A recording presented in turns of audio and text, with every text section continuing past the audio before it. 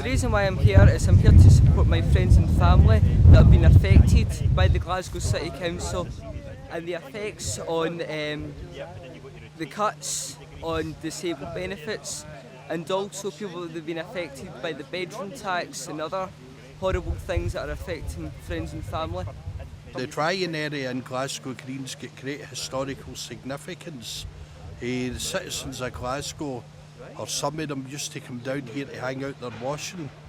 There's actually pictures in the Glasgow Pals website, and it shows you people as late as 1970 coming down here to hang out their washing in the green and sit with the kids while it's drying. So we thought it'd be a good historical tie-in for our event today. The close polls was an old ancient law. You were allowed to put your washing out here. You went to the steamer, came down and hung your washing out to dry, and this is why they put it out, because it's an ancient law for to do that, to hang their washing out. I'm part of Glasgow Against Status. One of our members came up with the idea of having a low-stay protest, here in Glasgow's dirty laundry. Glasgow Green was gifted to the people of Glasgow, and when it was gifted to the people of Glasgow, these washing poles were here, and the people were retained the right to hang their washing out in the open. Well, this leads down to the old flesh I saw here. This is a thing that Glasgow Council tried to sell off in 1990. They tried to sell it to private enterprise, basically, which is a third of Glasgow Green. But traditionally, this is where the people of Glasgow, the women folk, this is why it's appropriate. They've all got their own different issues, but they're all relating to Glasgow City Council and the various things that are happening there. They're closing down schools and play centres, play schools, disabled centres, and at the same time the people that work in the council are getting fat payouts and golden handshakes, and we're convinced that it's high time that a real investigation was launched into the goings-on in the council. We're convinced that some of their goings-on are certainly incompetent, if not criminal. One of the things they did out in Dalmarnock, like the day centre out there was closed in order to make way for a car park, for a temporary thing. These things are just shocking. It was terrible because the kids had the full school, and the school was for all the kids, and they get taught to cook. They had a sensor room, they had a therapy room, they had a doctor, they had nurses. They could get in and learn to compute, and they demolished that for a car park for the Commonwealth Games, and I think that's terrible. In this age, doing that, and they've gave the kids nothing, not a thing. And now they're demolishing all the disabled centres all over the city. That's what they do all the time. I mean, that's exactly the story with that is very reminiscent of what happened with the City of Culture here. I mean, things throughout Glasgow were taken, community centres and so on, funding was stopped and these things, all the money was channelled in to events and so forth that appeared to be national or international in outlook. So in order to create these kind of international projects, they get rid of of so much indigenous stuff that was actually operating for the people of Glasgow. A lot of people don't realise, they think big sporting events, it's great and it's going to leave a legacy.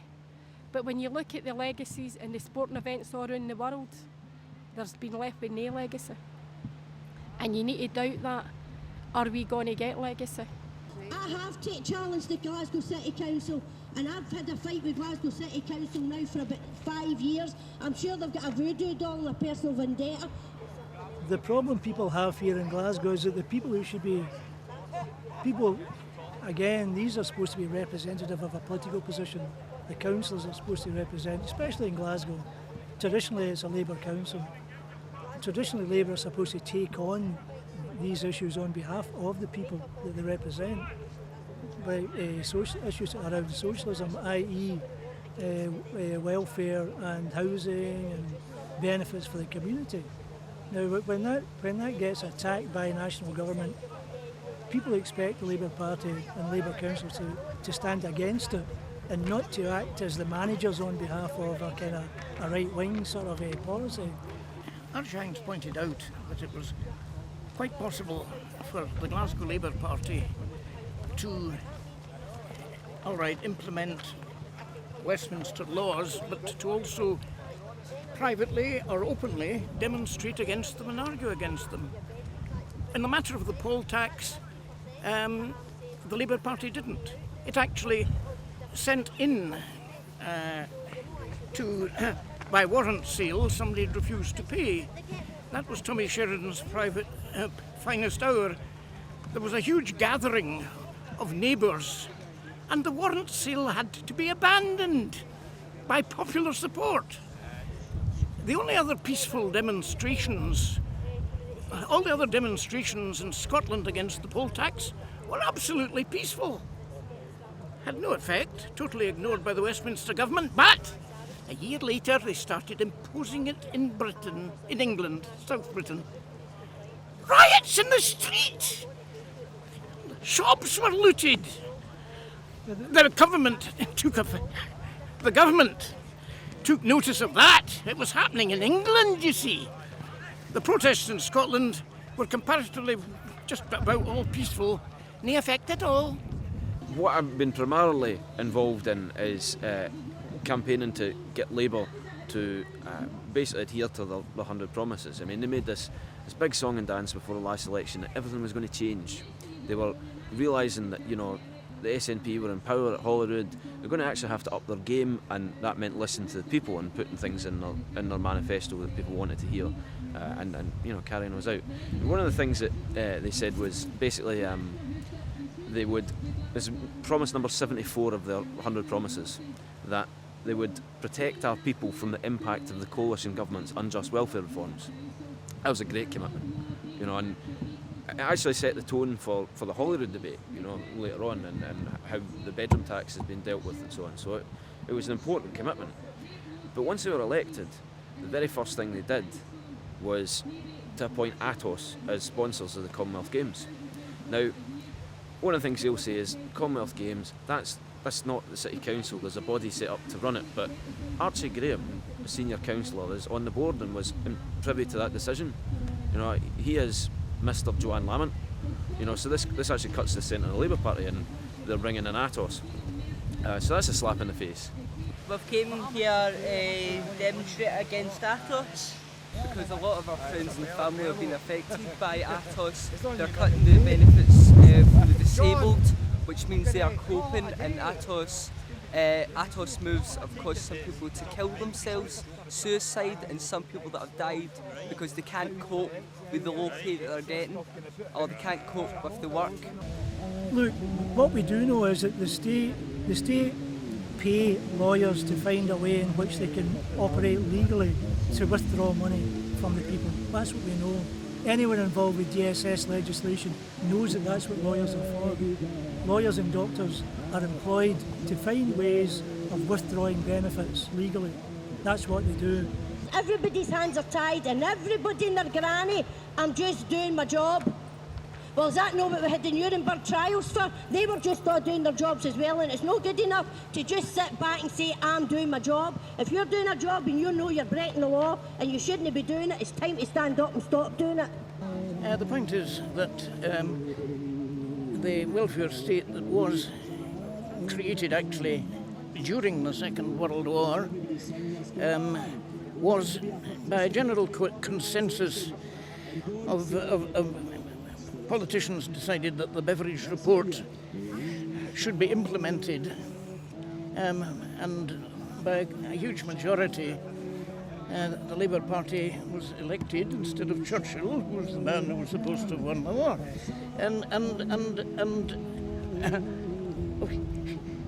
The huge nationalisation programme that supported the welfare state, the reason why the better off classes went along with it was because they were being paid gigantic compensation. We're nationalising your coal mines. Here's the money for the shares that weren't worth very much before. Same with transport, same with steel. So So in fact, those who were being paid thought, oh, well, we're getting richer by it, you nationalise away. And by the way, the people who've proceeded to administer the new nationalised industries were rear admirals. They were the same class as those who were being compensated for them being taken over. They were running them. Well, the point is that there was a general consensus for quite a number of years to maintain these welfare benefits. And then gradually under Thatcher, cut taxes on the wealthy. They're the people actually who employ folk, eh?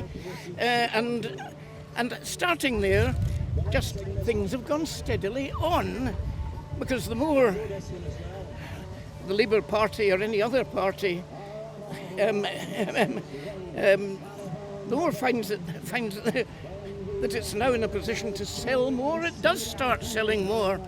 Senior officials cutting deals with private companies to privatise bits of civic infrastructure and then have the taxpayer liable for any fault.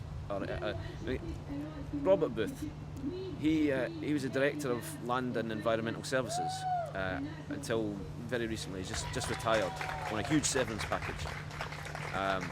And before the last election, he had been driving this process to create a gasification plant at Polmadie.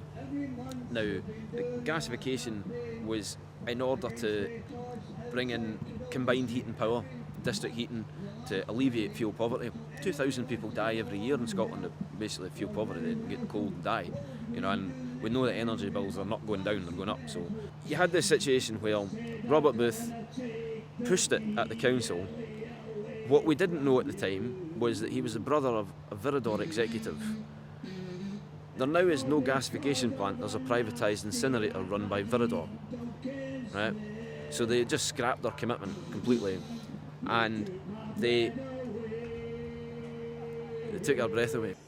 They took my breath away. Okay, thank you. Who's going to be up next?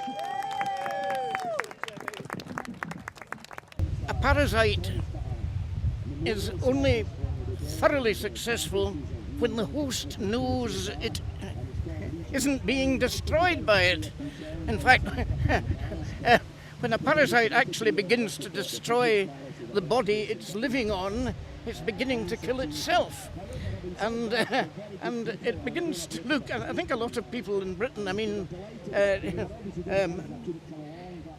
let's call them the bourgeoisie, realise that the lower levels of themselves are coming very near. I mean, anybody who realises that when they get older they may be disabled and will have to pay for their own health care out of their old age pension or whatever they're getting, if they have a pension, at that point resistance might begin to become a bit more general and forceful. £71 a week never paying a biscuit bill, never mind my electricity, my gas, my 25% council tax, now my 14% bedroom tax.